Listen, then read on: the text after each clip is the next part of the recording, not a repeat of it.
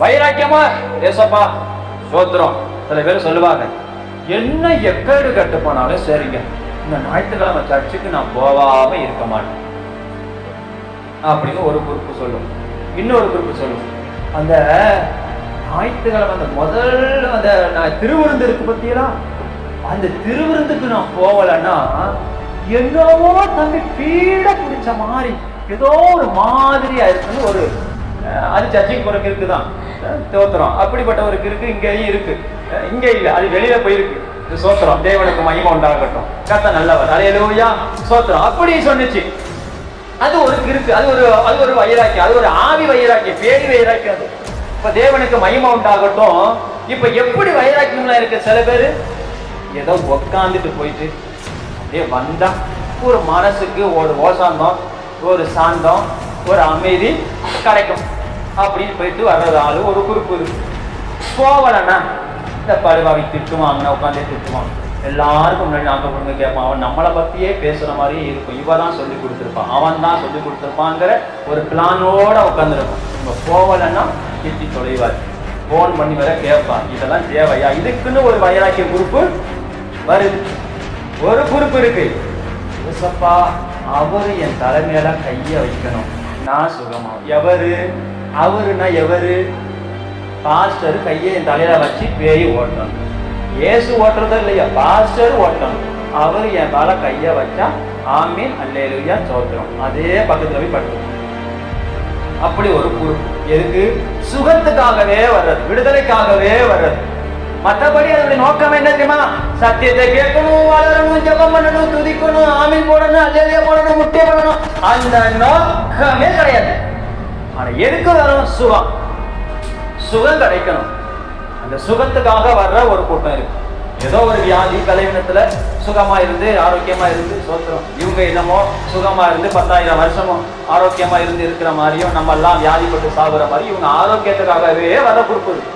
ஆரோக்கியத்துக்காக வரும், தலைவலி வரும், மண்டை வலி வரும், வயிற்று வலி வரும், ஏசத்து ரத்தம் ஜெபம் பண்ணிட்டு கடைசி வரைக்கும் 10 வருஷமா இருக்கும். சபையில ஒரு முன்னேற்றம் இருக்காது, எந்த வைராக்கியம் இருக்காது. அது நோக்கம் அப்படிப்பட்டதா இருக்கும், சுகத்துக்காக வர்றது. சில ஒரு குரூப் இருக்கு, தோட்டம் நிலையில ஆமீன் சோத்திரம்.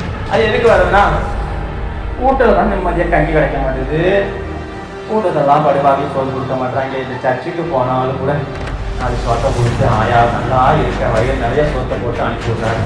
அந்த நிம்மதியாக அந்த ஒரு ஞாயிற்றுக்கிழமை தான் சோறு ஒழுங்கா திங்கிற நம்பி. மற்ற நாளெல்லாம் கஞ்சி குடிக்க முடியல, ஊராகலாயும் பழைய சோறு நாயம் வாழ்க்கையில் அந்த ஒரே ஒரு ஞாயிற்றுக்கிழமை தான் டெய்லி ஆராதனை பண்ணு நல்லா இருக்கும். நல்லா சாப்பிட்டு டெய்லி அங்கேயே படுத்துக்கிட்டு இருக்கோம். அங்கேயே ஒரு கட்டிச்சு இருந்தால் அங்கேயே ஒரு பெட்டு வந்து அங்கேயே ஒரு கல்லறை பெட்டி இருந்தாலும் அங்கேயே எல்லாத்தையும் முடிச்சுட்டு சோறு முடிச்சுட்டு முடிக்கலாம். அப்படின்னு ஒரு சோறு போட்டால் போதும். ஒரு சிக்கல் இங்கேயும் வந்துச்சு. ஆமாம் சோத்திரம் ஏரியா அது இப்போ இல்லை, நம்ம போடலை. அப்படி ஒரு சோத்திரம் கட்ட நல்லவர். இப்போ அது சோத்துக்காகவே ஒரு குரூப், அந்த ஞாயிற்றுக்கிழமை கஞ்சிக்காகவே ஒரு குரூப். அப்படிப்பட்ட ஒரு வைராக்கியமான ஆவியர் சோத்திரம். இப்படியெல்லாம் ஒரு குரூப்பு சபைக்குள்ள இருக்கு. சில குரூப் இருக்கு இன்னைக்கு, அது எங்க சார்பாக தான் வரும், அது உங்க சார்பாக வராது. இயேசுவின் நாமத்தினால இன்னைக்கு ஆத்துமாக்கள் நிறைய வரணும். அவங்க வரும்போது ஆண்டவரே இந்த 10 ரூபா நோட்டெல்லாம் அவங்க கையில கிடைக்கவே கூடாது. இயேசுவின் நாமத்தில் எல்லார் கையிலையும் 100, 200, 5 ரூபா கிடைக்கணும். நாளைக்கு கடன் கட்டுறதுக்கு ஆண்டவரே உதவி செய்யுங்க அப்படின்னு சொல்லி சில பைத்தியங்க அது ஊழியமா அதை செய்துக்கிட்டு இருக்கு. அது வயிற்று பிழப்புக்காக ஊழியம் செய்யுது. இப்போ தோற்றணும் அப்படி ஒரு காரியம். ஆமீன் அல்லேலூயா. இது எது வைராக்கியம் அப்படின்னா, பணத்து மேல வைராக்கியம் உள்ள ஆவி. இது ஊழியத்துக்குரிய ஆவி கிடையாது, தேவனை பற்றின அறிவு உள்ள வைராக்கியம் கிடையாது. இது உலக பிரகாரமான ஒரு ஊழிய ஆவி. எப்படி இருக்கிறது? சில பேர் தங்களுடைய காரியங்களை, தன்னுடைய எப்படி தாளந்துகளை, தன்னுடைய திறமைகளை வெளிப்படுத்துற சில ஆவி சபைக்குள்ள இருக்கு. ஆமீன் அல்லேலூயா. நீ நிறைய யூடியூப்லாம் பார்க்கலாம், சில பைத்தியங்கள்லாம் ஆடும், சில மெண்டல்லாம் ஆடும். டிஷர்ட்லாம் போட்டுக்கிட்டு மண்டையெல்லாம் கொடுக்குன்னு வெட்டிக்கிட்டு மண்டையெல்லாம் சாயெல்லாம் முடிச்சுக்கிட்டு அவர்களும் ஊழியர்கள் சொல்லிக்கிட்டு இன்னைக்கு நிறைய பேர் அலைகிறாங்க. அது ஒரு ஆவி. அப்ப தேவனுக்கு மகிமை உண்டாகட்டும்.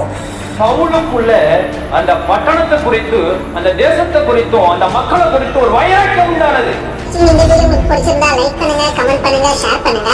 மறக்காம நம்ம சேனலுக்கு சப்ஸ்கிரைப் பண்ணுங்க. பக்கத்துல உள்ள பெல் பட்டனை கிளிக் பண்ணுங்க.